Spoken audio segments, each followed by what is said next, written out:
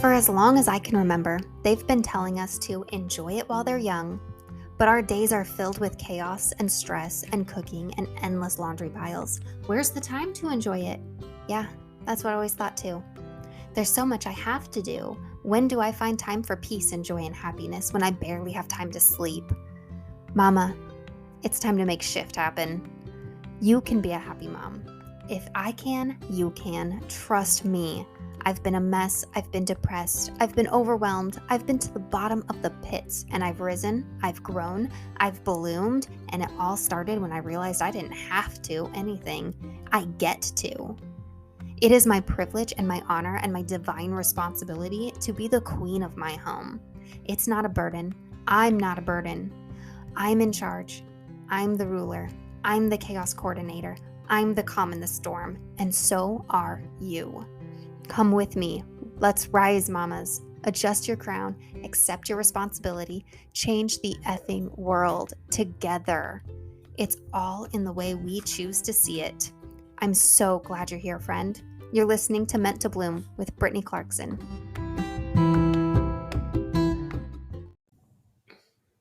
Hey, my friends. The holidays can be a major trigger for some, maybe most people.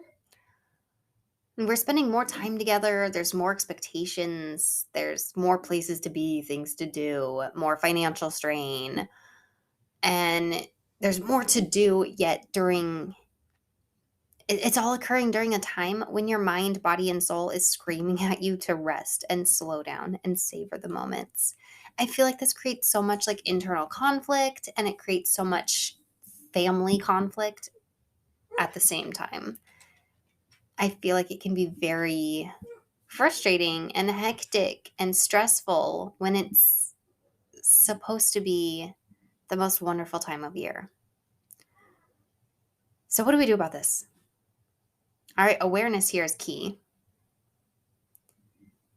How do we make it the most wonderful time of year and keep from constantly bickering with those around us? All right. So, I want to talk today on how to keep your sanity and keep your loved ones feeling loved by you. All right. My simple solutions to this are quality time, clear communication, and intentional self care. All right. Now, when I'm talking about quality time, quality time is not sitting in the same room staring at your screens. Playing on your phone on the couch together is not quality time. That's just passing time together. Okay, there's a reason that sitting on the couch together playing on your phones does not fill you up. And it actually feels like more distant than being apart. All right, it's subconsciously, in a way, saying that I'm in the same physical space. I have the time, and yet I don't want to deeply connect with you. All right. Yeah, it's fine sometimes to go ahead and sit and just like veg out, like watch a movie or play on your phones or, independently do your own thing in the same space. That's okay. But we can't confuse it with quality time. We can't try to replace quality time with just existing in the same space. You get what I mean? All right. That is just passing time together. It's not connecting and growing in your relationship at all. So it's not quality time. It's not going to fill up that cup you have that requires connection with these people who live in your house, right? So quality time is found in conversations, in playing together, in baking together, in sharing your troubles and triumphs with one another. All right? Quality time can be a lot of things. There's a lot of ways to spend quality time together. The key here is to be mindful of the time you're spending.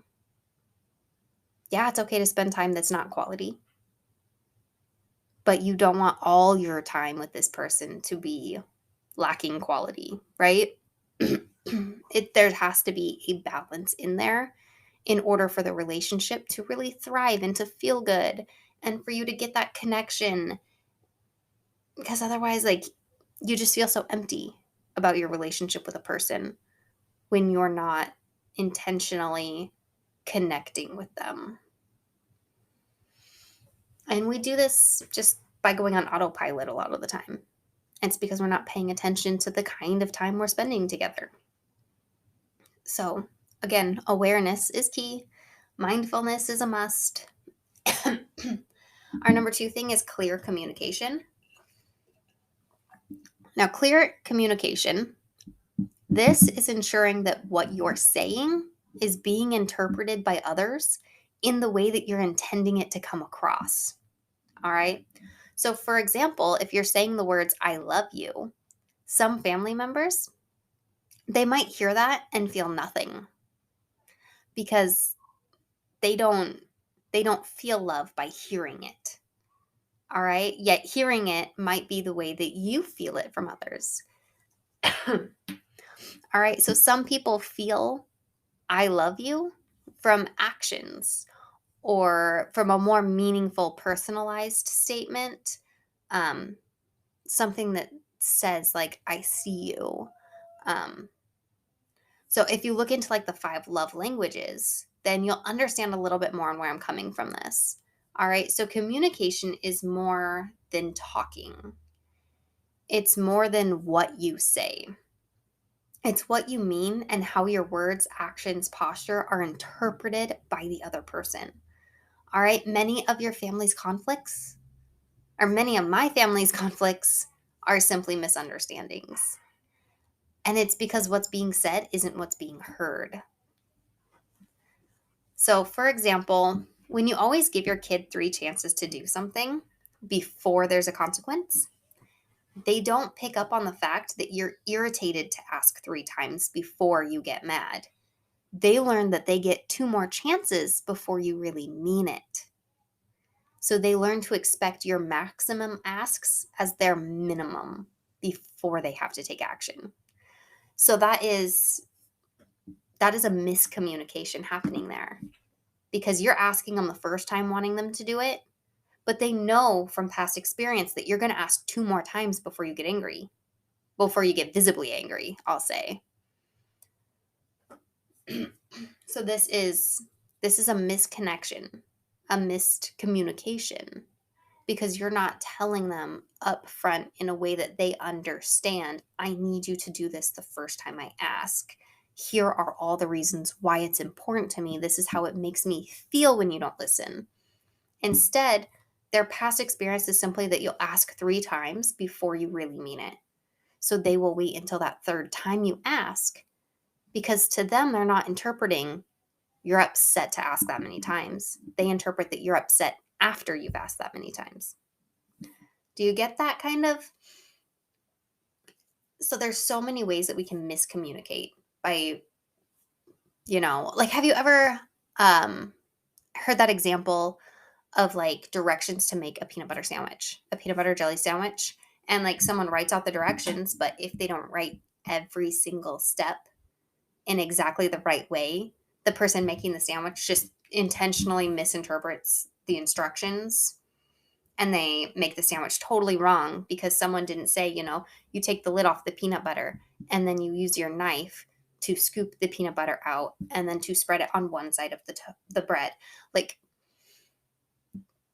that is such a great example of how we miscommunicate things all of the time, simply because what you're saying is not what they're hearing, and what they're saying might not be what you're hearing. And this can lead to so many conflicts in your relationships that are honestly kind of unnecessary, because it all stems from a misunderstanding and a miscommunication. That's why it's very important to be practicing clear communication within your family, because it will lead to fewer conflicts and quicker resolutions. Hey friend, I wanted to let you know that right now I have opened up a few spaces in the Happy Mom Method in our private Facebook group and in the course. It's on sale right now till the end of November. Actually, I've already extended it till December 2nd. It's on sale until December 2nd for $99 as opposed to the regular price of $229. So that's 56% off, which is kind of amazing. So right now, get in on that, and it will get you into the private Facebook group. It will get you the whole course. And if you feel like you're drowning as a mom, If you feel like, oh my gosh, all the things I can't possibly do more, and yet you feel like you're not doing enough, okay, this is created exactly for you then. This is the course that is created to be a step back. It's to take more off your plate, to focus in on what's actually important, what actually works for you. Start stripping away all the parts of your life, all the parts of your home care, your self care, your mindset. Strip away what's not working for you and then build it back in a way that it just amplifies the life you're meant for. Okay. No more hot mess, no more constant stress. Okay. This is learning how to actually show up and enjoy yourself. Okay. If that sounds like something that sounds great to you, um, link in the description below, the Happy Mom Method. It's on sale right now, $99 until December 2nd. That's the last time it's going on sale for 2022. Um, I love you, friends. Make great choices. Your last sanity saver during this busy season, or any season really, is intentional self care. When you're spending more time with others, you're likely to start getting annoyed quicker by their less desirable traits, and vice versa. You're not the only one who needs to practice intentional self care, mama. The whole family does. But they will pick up on you to set the tone on that. When you start practicing and being the example of caring for yourself, they are more likely to follow along.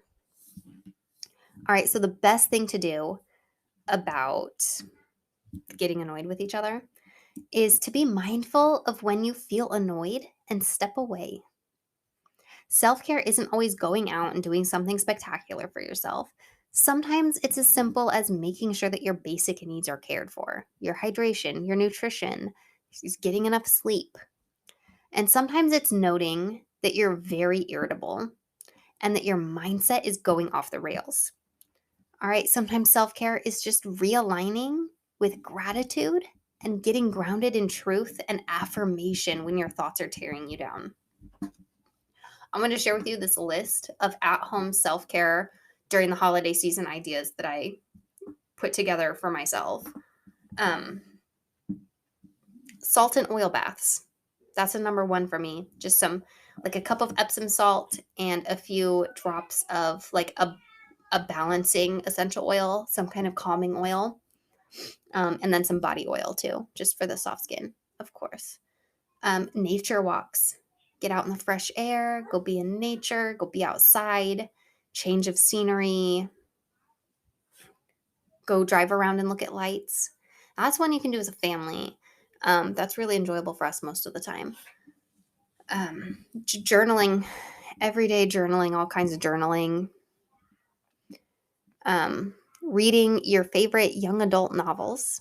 Shamelessly bust out your favorite young adult novel and read it. I don't care if you're 45. If you like young adult fiction, then read young adult fiction. That is a comfort genre for me, and I know it is for many others. Go for it. Christmas movies. You can watch them with the family or you can watch them by yourself. Go watch a Christmas movie in the bathtub with a peppermint tea. Absolute perfection. Peppermint tea, drink that, savor it. It is calming and seasonal and delicious, honestly. I think peppermint tea is way underrated. Baking, if you're into that, do some baking. Create a holiday bucket list.